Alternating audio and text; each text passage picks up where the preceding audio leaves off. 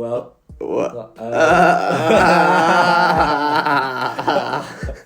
Welcome to the Pitcher Podcast, where the conversation is free flow. Everything is on the house. On the house. And all we ask, and all we ask for in return is for you not to give us 1-star reviews. I'm Ian.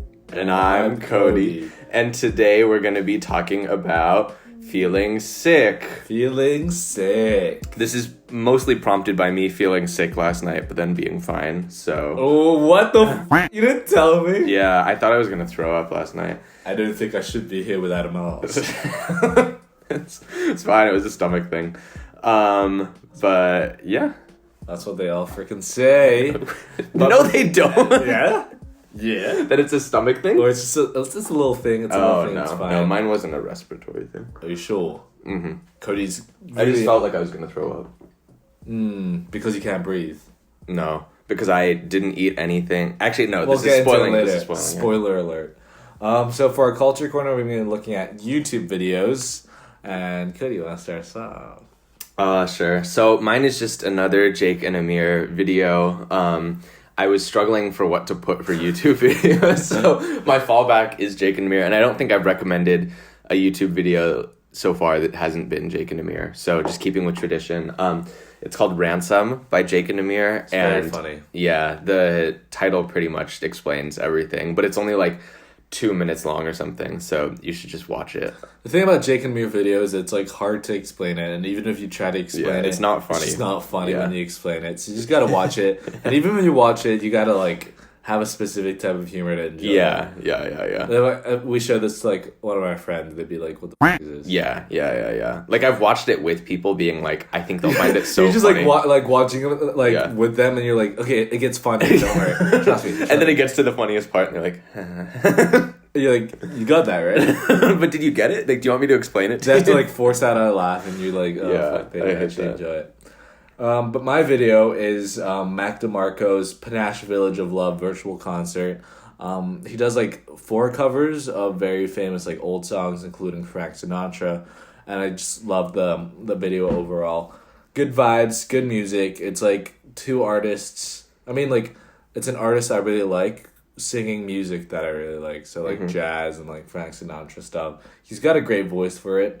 It's got a nice twist to it as well, so I think it's definitely worth checking it out. If you like that kind of music, which is kind of like indie, poppy, rocky stuff.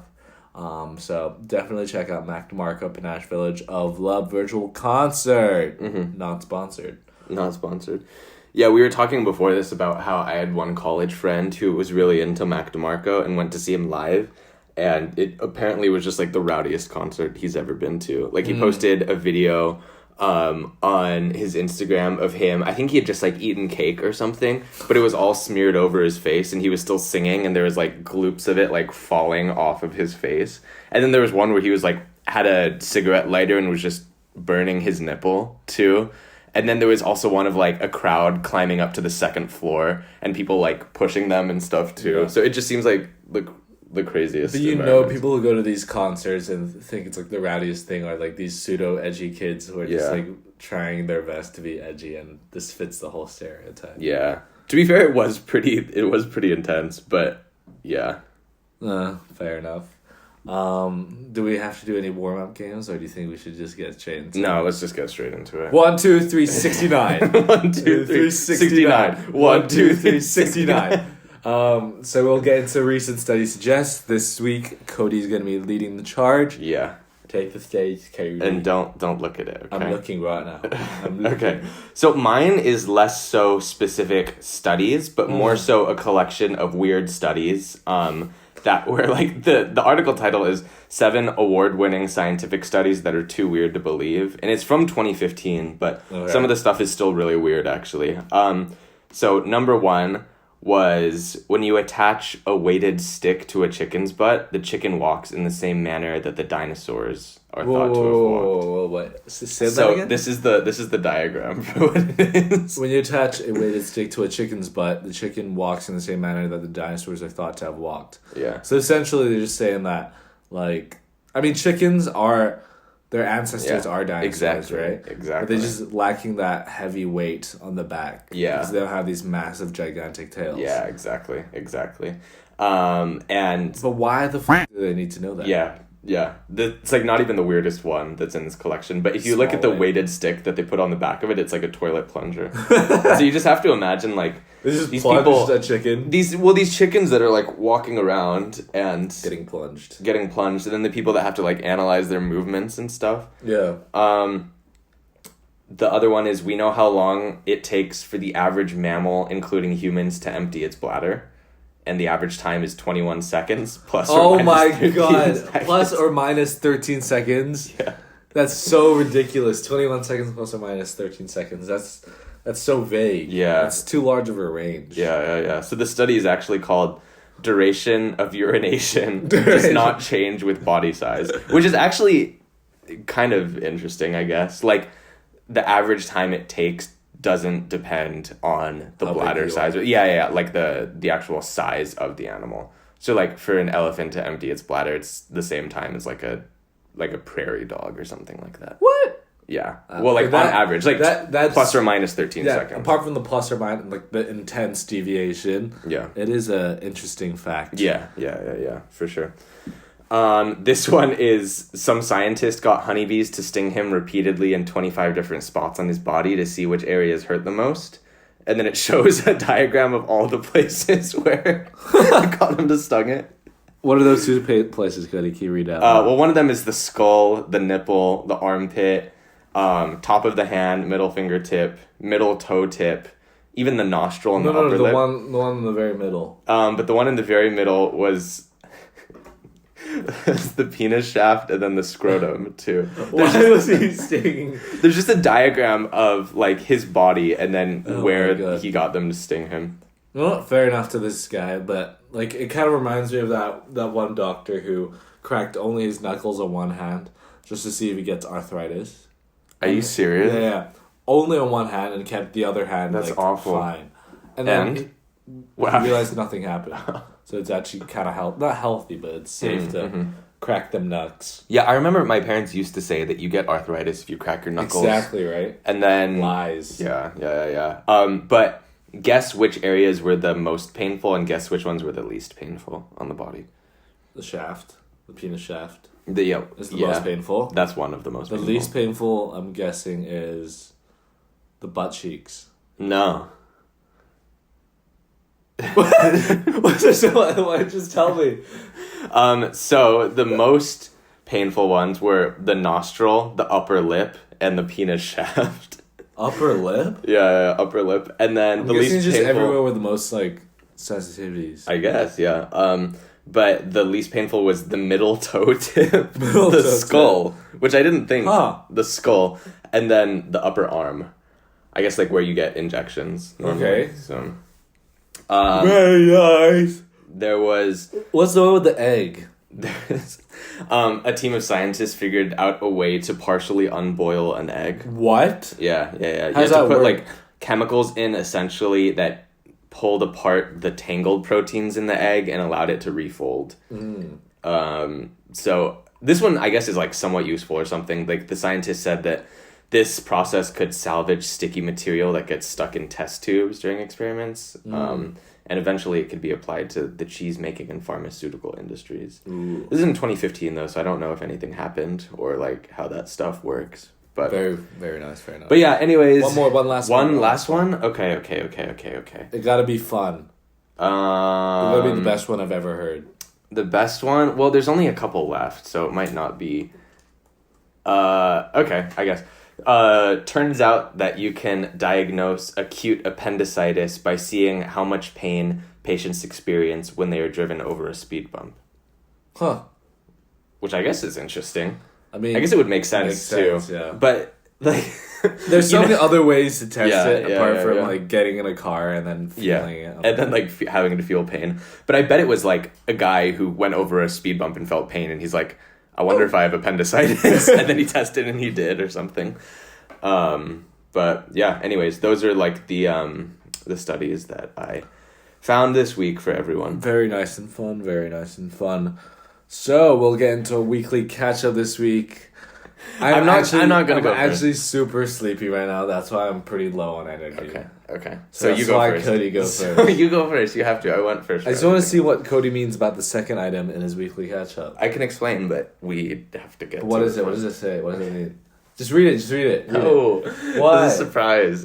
Fine. You go first. In terms of my weekly catch up, I'm still working right now, and the one thing that absolutely has been bugging me for the second half of the week is that we're constructing a office expansion next door, and the walls are super thin, and they're trying to they're removing the floors and drilling into the holes. Yeah. So there's just simultaneous drilling noises all day, and it's so loud. It's in your face. Yeah. And it was just killer. At one point, me and one of my colleagues, we just left the office to a coffee shop and was just doing a meeting there instead because we couldn't stand all the drilling and the bangings. But it should be done by now.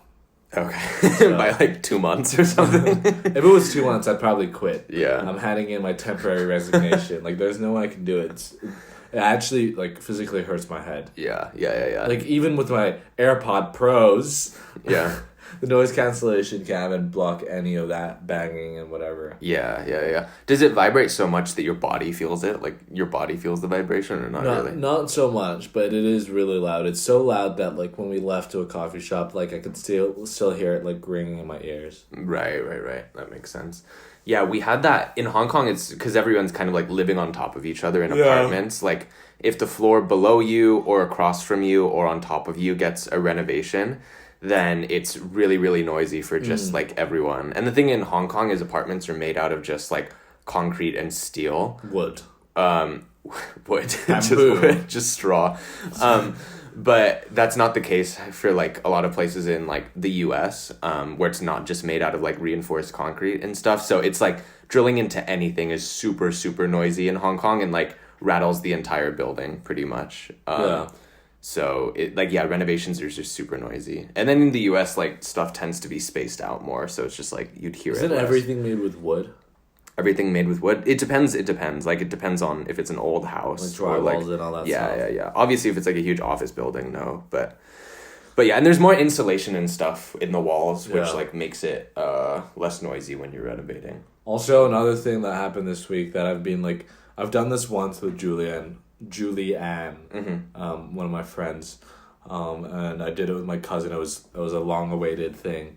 And it's a chef's night out. I don't know if you've seen it before. It's on. I saw his story. It's this channel called Munchies where they go on chef's night out with chefs, and they essentially put a chef and their team of whatever, or it could be the chef's friends, chuck them in a van, and after work hours have this follow them on a night out, and then it's the most ridiculous thing because they'll go to 4 restaurants and 2 bars.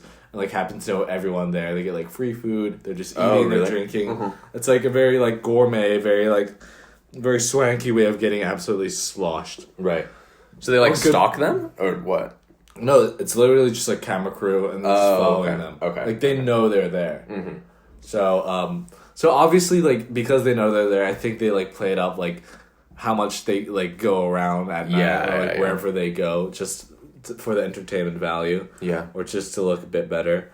But after that, they'll always end up going to the restaurant, their own restaurant, and then just be smashed, but be oh, I'm just gonna cook everyone up something, and then somehow there's 15 people in his restaurant just waiting for him to come back. Oh my god! And then as he's getting smashed outside, his sous chef is just in the kitchen, maybe cooking things up in preparation for him to come back for after hours meals. Right. He's I'm super smashed. I'll just cook up something, and he makes really gourmet tonkatsu broth ramen. Right. Yeah, sure, something simple. Just a little something. This is an uni. It's for the entertainment value. Yeah. But it's just so fun, and we've always romanticized this idea about just going to different restaurants, trying a thing or two in each place, and then drinking at these different bars. And we finally did it on Thursday. We went to 2 restaurants and 3 bars, and it wasn't actually that expensive because we did a teeny bit in each restaurant. Oh, okay, you shared one thing or something? Yeah, or 2 or 3 small things. And it wasn't like we had just like a full-on meal there. Right. Because if we had a full-on meal at one of these restaurants, it would be pretty expensive Yeah. as opposed to just like trying a few things Yeah. at each place. And it was just nice, like just like going around, trying things out, drinking, walking around, chatting. It was just, I would recommend it. I would recommend doing something like that. It's nice and fun. Yeah. Especially, like, the weather's nice now in Hong Kong, too. So it's, like, not a pain to You're not walk afraid around. to be outside. Yeah. Whereas if that was in the summer, some people can deal with heat better. I would just be, like, annoyed the whole time and, like, just super sweaty. I also feel like it's a change of the times. Like, I'm in my, like, 20s, and this is such a, like, 20-year-old thing to do. Yeah. To be just, like, chilling and just drinking and eating and not be, like, so infatuated with going to a tight-packed club. Yeah. And it was good fun. Yeah, no, that makes sense. Walk us through where you went.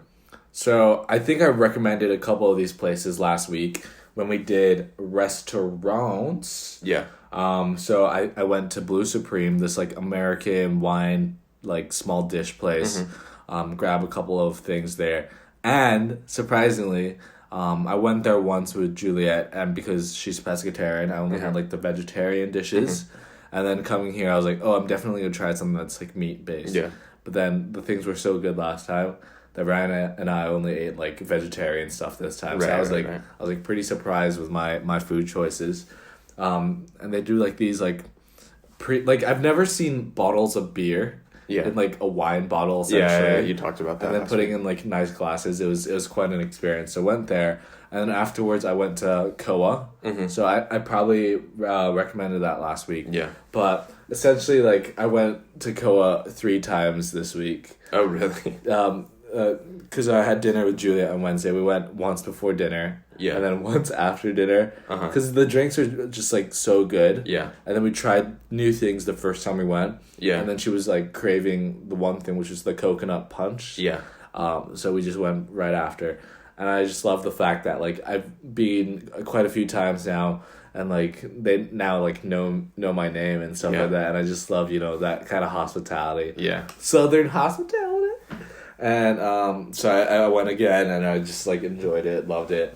Said hi to the bartender, the hostesses, the maitre d's, and, the drinks there, super, super good yet again. And then afterwards went to... this restaurant called Fukuro. It's an izakaya bar. So izakaya is kind of like a place where a lot of people get like small dishes. It's Japanese. It's kind of like a drinking and eating kind of establishment. There's an emphasis on the drinking as well, but it's not exactly a bar. But they had they were packed, so we had to wait for a bit. So we went to this place called 99 Bottles to grab a couple of beers. And we just sat outside in the street. It was, like, nice. As Cody said, it was nice and cool. So it was, like, it was worth it.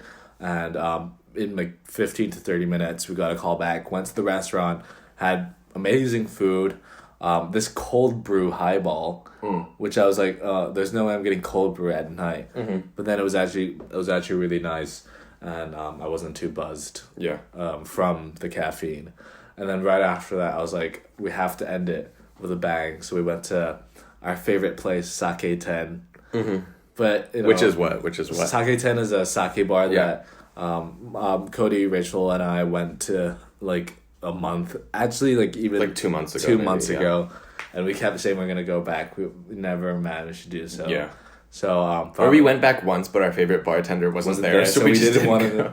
He wasn't there as well that night. Okay. So I was kind of disappointed. But we will go soon, right? Yeah. Like, when he's back. I don't want to go. He's always back during the weekends. Oh, really? Yeah. Okay. Except for the weekend that we went.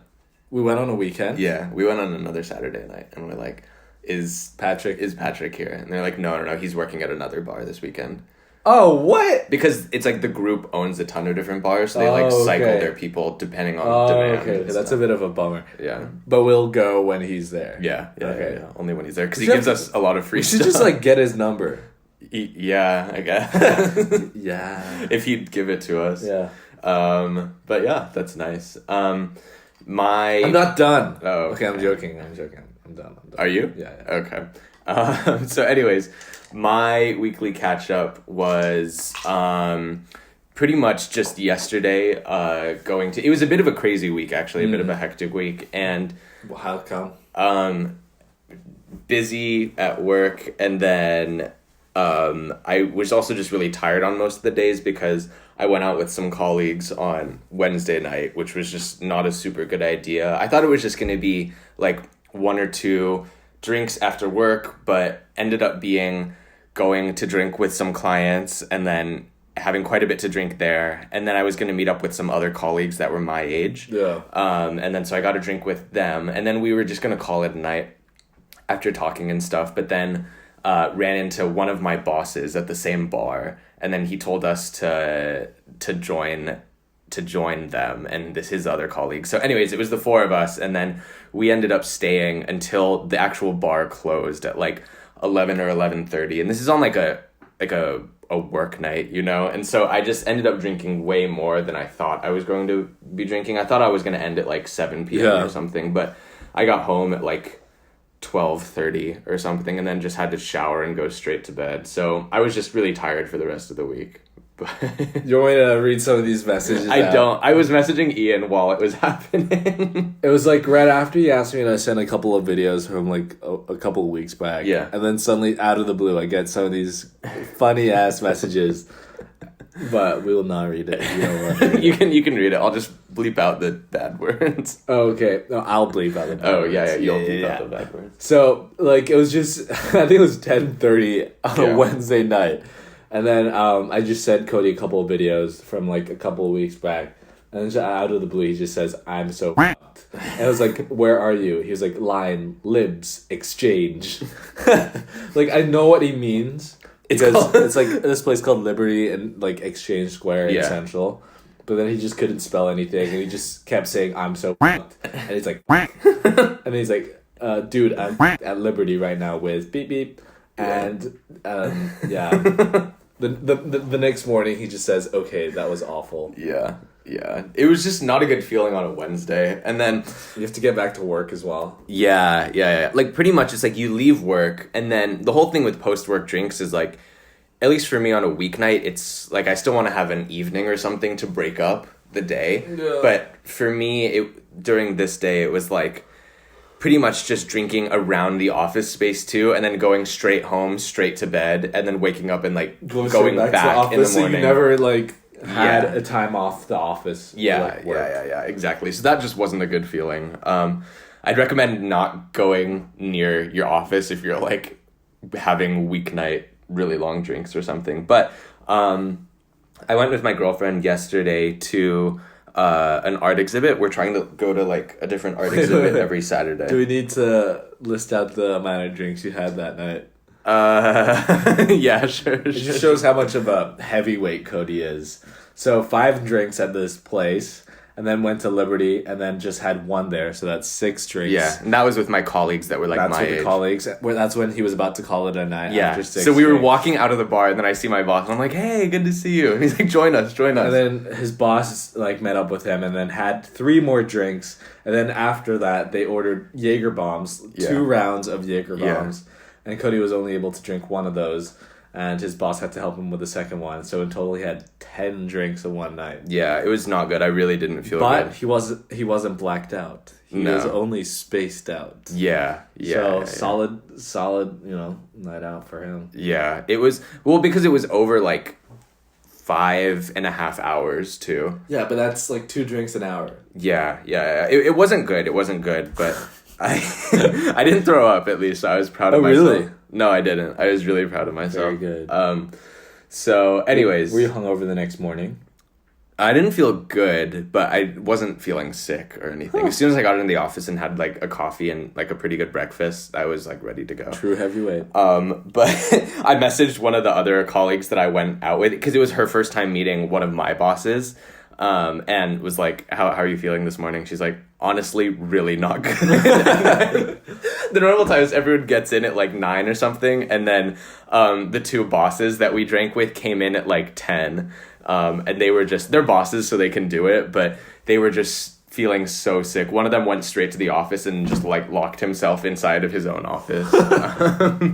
And so now he told like his whole team about it, and then like Friday after we were getting off from work, some of the people came up to me like, all right, so Jaeger bombs tonight, Cody? And I'm like, no. They're like half joking. Yeah. They'd probably do it if you said yes. So anyways, it's been a while since I've had a Jaeger bomb, actually. I hate Jaeger bombs. We used to have them pretty I know. often. I used to have too many. Yeah. And then now the smell of a Jaeger bomb just puts me off. Oh, it was just not good. The last time I had a Jaeger bomb actually was my 21st birthday party. So like October of, what would that be, 2019? Yeah. And so that night I ended up being sick at the end of it. But I drank like a lot of Jaeger bombs. And this is my first time having it, like a year and a couple months since. And it was just not a good vibe at all. Disgusting. Yeah. Anyways, but that was like in the week, but then I guess just yesterday, me and my girlfriend went to a really small art exhibit. It's from this really small art account on Instagram that I followed. And they are like kind of political with their stuff that they post about Hong Kong, which is why I was like following them and then really appreciated their art back during the protests. But they've kind of had to pivot away from that for safety and stuff since the national security law. So they post a bit more just like non-political stuff, but then keep it like a tiny bit political in like a safe way. But I saw that they were doing an art exhibition, and I looked up where it is, and it's like in this random building in Wan Chai, which is just this like kind of random district in Hong Kong too, like not a lot of exhibition spaces there. And it took me and her like a while to find it, but we found it, and it was just this super random building. Like the elevator was an elevator that has like the actual manual like plastic buttons that you have to like push in and everything. And it was actually like packed. We went to this space. It was maybe like 800 or 700 square feet, but there were like 45 or 50 people in it. Social distancing, Cody. Was I social distancing? No, everyone was wearing a mask, but like it was just super packed. But no one was sneezing or anything. But it was good. It was really, really nice. And it was super cool because you actually got to see the artist. They're like an account on Instagram where they never post themselves. So you actually have no idea what the artist looks like.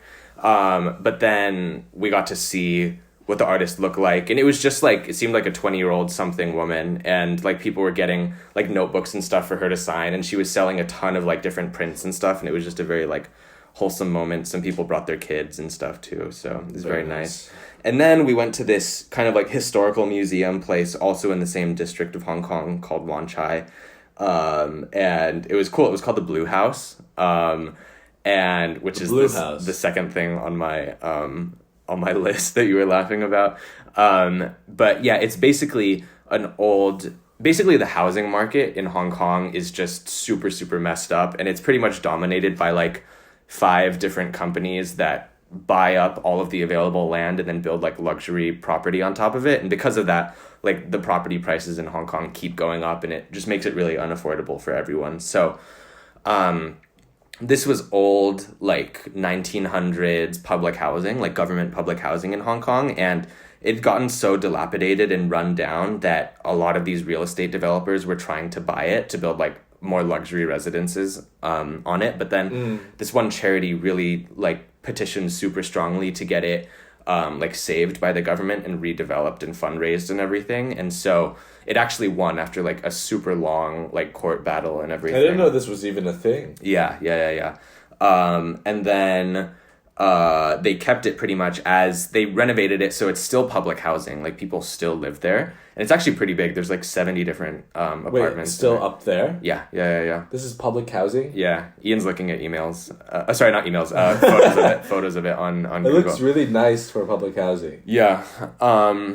And then it's cool because it's like has some museum parts, and then it's called Blue House, but there's also like Yellow House and Orange House if you walk around that entire block. And they have like a little courtyard as well. Yeah. And then they also have like restaurants that they employ some of the people there who work there, and it's just really like quaint and nice, and the people there are super friendly. Like we just got one like little dim sum thing and then some tea and just like hung out there, and it was super nice. That's nice. So yeah, that was pretty much my day. But then also the whole thing with yesterday is I had a super big breakfast, and then I only had like five little dumplings for lunch, and then nothing after it. So I was getting so hungry in the afternoon and evening, and then we had a late dinner. Were you hangry?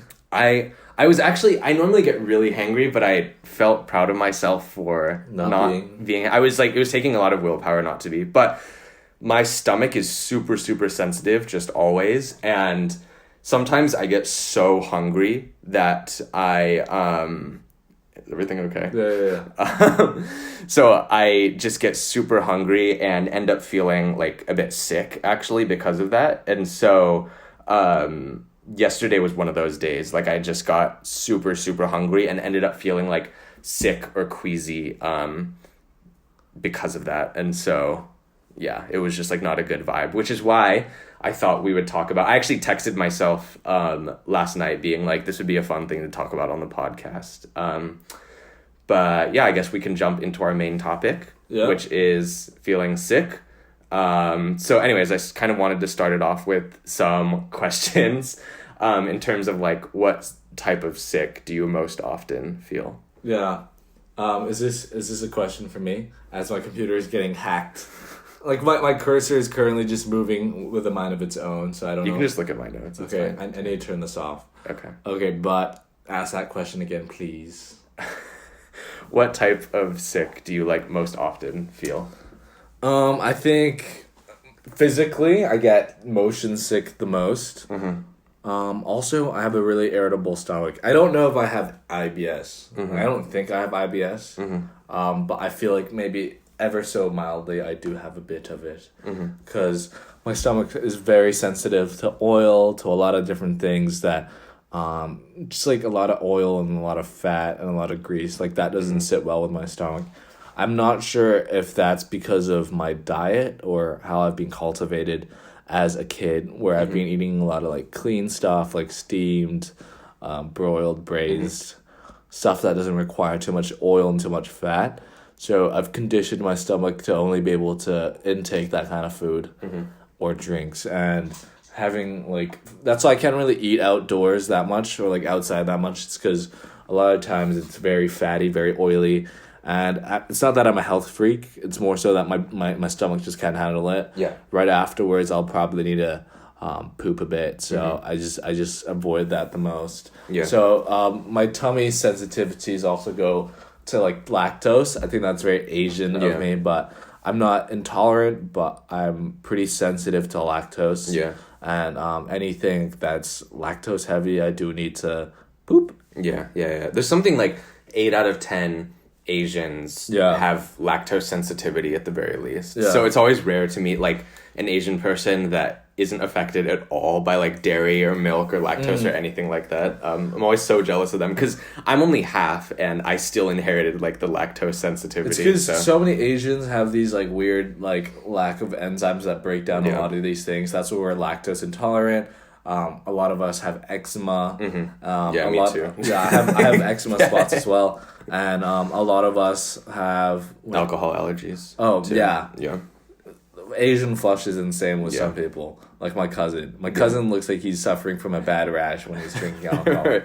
Does he get eczema too, your cousin, or no? No. He just gets really, really, really red. Right. Have you ever taken Lactaid? No. Do you know what it is? Yeah. I've never taken it too, just because I've kind of not eaten dairy for so long that I don't super crave it. But some of my Asian friends really like ice cream and like milk and stuff. So they'll it's also for people who are actually lactose intolerant, right? Yeah. That's what it's for. But if they are like really craving something, or they know they're gonna go to a dinner where it's gonna be like very lactose heavy, they don't want to shit their brains out. Yeah. They'll take that. Does it actually work? Yeah, like one of them was trying to get me to try it so much, but I also just like don't like the taste of ice cream and stuff. But they like take it. Like He's trying to make you take it? Yeah, pretty much. They're like not pressuring. She was just like, Cody, like Lactaid ambassador. Lactaid ambassador. Like the pyramid scheme we're talking about. No. Lactaid that would be MLM. we should start that actually. A Lactaid MLM. This is the most Asian MLM. They'll actually like drag people in though. Yeah. Because they'll actually need it. Yeah. But there used to be these like Asian fellowship groups or something at my university that we went to, and because it was a Christian university, they have a ton of these different fellowship groups, but there was one like Asian student union that had it. And so the idea is that like you're sorted into a group across all four student years, and then like every Wednesday night or something, you guys would get dinner together and then go to someone's apartment and hang out. And so the leaders would always just make like some desserts or some treats or bring along snacks. And a tray of Lactaid. Well, I'm getting to that. Like they brought this thing called Pizookie, which is like essentially like a big cookie that is like, you know how like if you're not careful with cookies on the baking sheet, it just like forms into one big. So they do that on purpose, actually. So it's like one big thing, and then they take it out, and then they just put like ice cream on top of it. So it turns into this like really nice thing. But I can't eat it. No. And then just people get spoons. And, okay. And so, they would also bring along like a box of Lactaid to everything, and just everyone would take it and then eat the thing, and they would be fine. So I never have, but. Also, another thing that I feel like is very prone in like the Asian community is anemia. A lot of us are very anemic, and I am myself. I have like minor anemia. I think that also relates to why I get motion sick a lot. I guess an insufficient amount of brain rushes to my head. Yeah. And then when I move, like when something's moving too much, I just get a bit dizzy. Yeah. And I would like feel like throwing up. That's why I can't be in boats. Yeah. That's fair. I don't think I have I've never gotten tested, but I don't think I have anemia, but I get motion sickness so bad. Like I truly get so motion sick. I was once on this boat in California with my dad, and it goes out to this island that's maybe like an hour and a half away. And I just remember I was a kid, maybe like 6 years old, and I was throwing up off the side of the boat. It was so bad. And we were with other friends too who were like watching me. But yeah, I get motion sickness a ton. I used to have to take all these different remedies for like traveling on a plane or traveling on like a long road trip or something like that too. The worst is like boats that are enclosed. I can never be on a boat that's enclosed.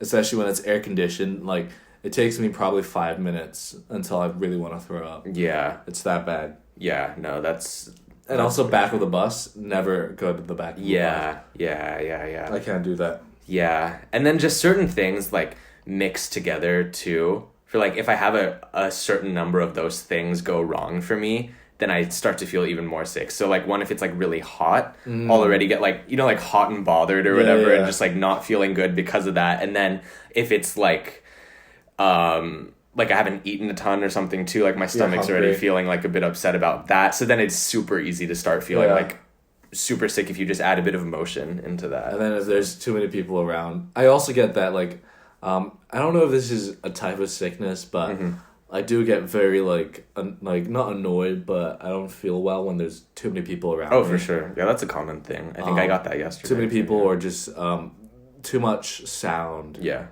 Or just visual stimulus. I can get very, like, quickly overstimulated. Yeah. And it just takes a lot out of me. So that's why I don't really like walking around when it's super busy, because it actually just doesn't feel nice. Yeah, it's like sensory overload. Yeah, it is. Yeah, I had that yesterday. I was walking through this part of the city that I had never like walked through in like at least a year, and it was just not a good feeling. Like people were like bumping into me, and I was like, "Hey!" And then like in Hong Kong, like especially when it's poppin', there's like a lot of sounds. Like shops that have like for sure. They'll be playing these things, and then people will be like shouting on the street. And I'm just like, I can't. And like the buses go by so loud by you and stuff, honking and all that stuff. Yeah.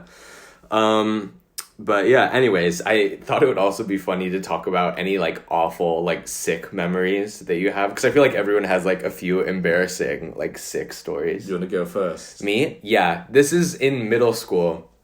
Really? I just felt super, super sick. It's often like tummy sickness for me. Like whether that be motion sickness or just like not feeling good or something that I ate or something. But my dad had just made barbecue. I go to sleep, and then I was barbecue. Trying to explain barbecue. Nah. Let's just keep it like that. You always bring up these things that people have no context for. I know it's impossible to, explain every inside joke. Okay. But then I just ended up feeling super sick, ran to the bathroom, only made it to the sink. I just wasn't clearly thinking, and so just threw up. Absolutely filled my sink up to the brim, like almost to the point where it was like cut it. when you talk about sinks, it reminds me of one thing that you've done in a sink. We're not talking about that. There's only like 5 people listening to it that know what this is, but we're not talking about that right now. That is truly like an episode 100 type of thing. Anyways, so I absolutely filled up this sink with my vomit, and then... Wait, where was this? At not this apartment, but like... The previous one? My previous one. And I felt so bad because I was so sick and I couldn't deal with anything. And my parents were like, oh no, like, but why couldn't you have done it in the toilet? It's so much easier to deal with, right? And so, anyways, my dad, being super, super sweet, just put on gloves and had to, like, because it doesn't go down the sink, right? So he had to, like... Scoop it out of the sink. I felt so bad. But just, like, one of those things you have to do when you're a parent, you know? Yeah. Like, if we want to have kids, this is the stuff we have to do. We're all sitting here, like, so grossed out about it, but he was just very caring and I'm just, teaching like... my kids to pick up their own shit. Like, make them do it right as they're feeling sick. But yeah, so my dad had to scoop out my vomit out of the sink. But what was it? Was it like the food was raw or whatever? Well, I don't think so. Maybe just like a little stomach bug or something. Because my parents had the same food for dinner and they were fine. So, but also as a kid, you have like high sensitivity to all that. Kids just get sick a lot too. Yeah. But yeah, what about you?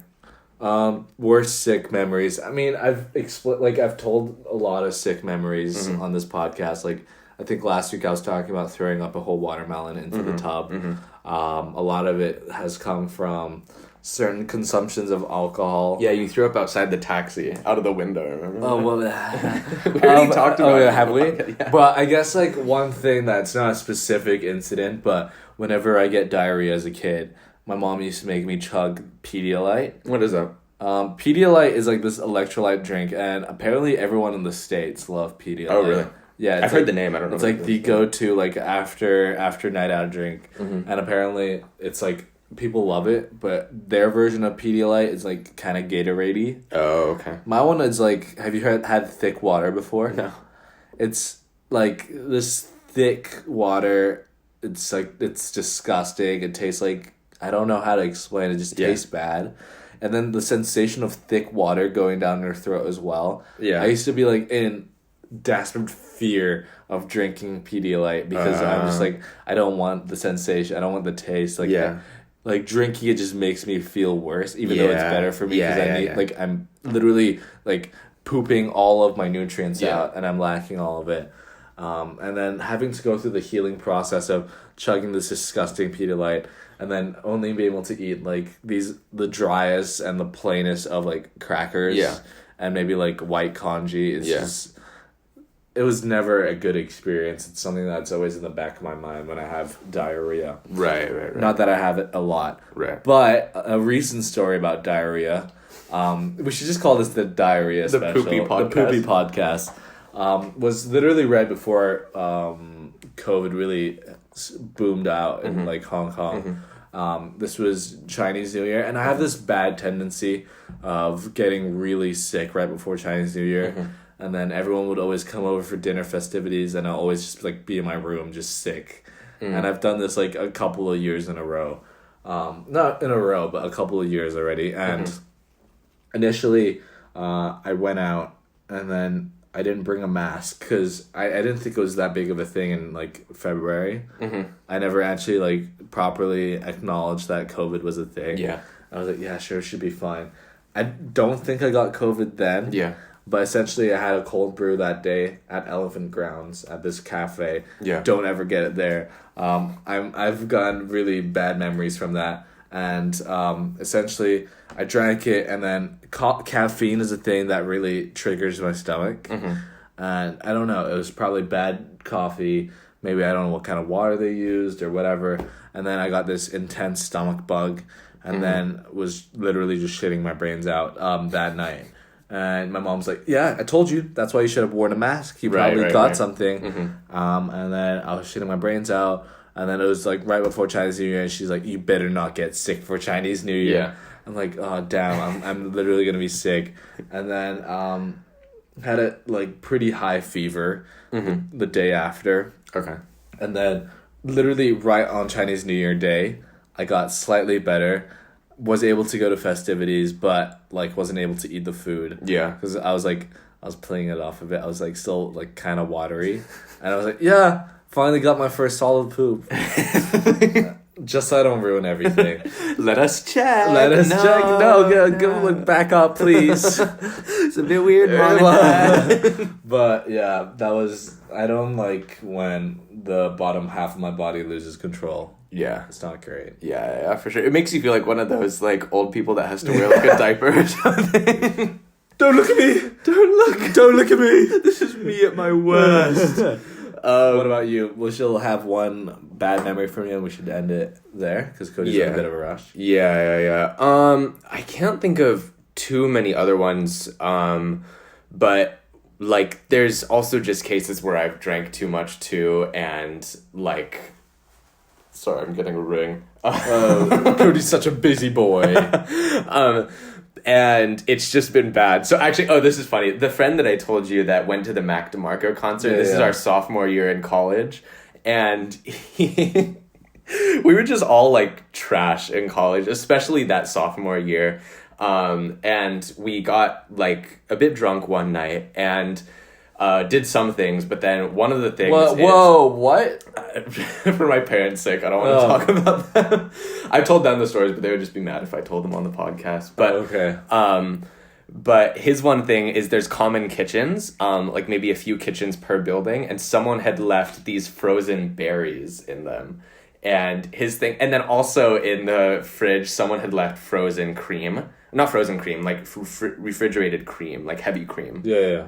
And so his thing is, he didn't know whose like stuff this was, but he would just take frozen berries and then mix it with frozen cream, and that would be his like drunken craving meal or something. So he gave me some of those, and then I love fruit, so I was eating the berries a ton, and then went back home, went to sleep, wasn't feeling good. So at like 4 a.m, burst out running to the bathroom. And this is in a college dorm, in a US college dorm where you don't have an ensuite bathroom. It's like a common toilet or like bathroom for the entire floor. So I was running down the hallway, barely made it, like pushed open the doors of the bathroom, made it to the toilet, and then just threw it up all. But it would look like red vomit, like because it was just like mixed berry stuff, right? Yeah. So it was just everywhere, and it was so bad. It looked like a horror scene or something. And because of that, I got it all over the toilet seat too, and just like everywhere. Like it wasn't a clean moment because I was like running there.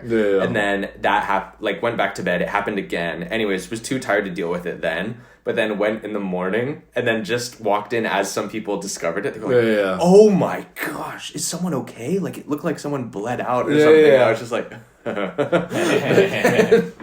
So then later I waited until no one was in the bathroom and cleaned it up. But I took a photo of it. It was actually disgusting. It looked like a crime scene or something. Very nice. But I think I have 2 more stories, but I'm not going to say them now because we're kind of out of time. Yeah. But I don't know if I talked about that one time I had that really spicy chicken wing.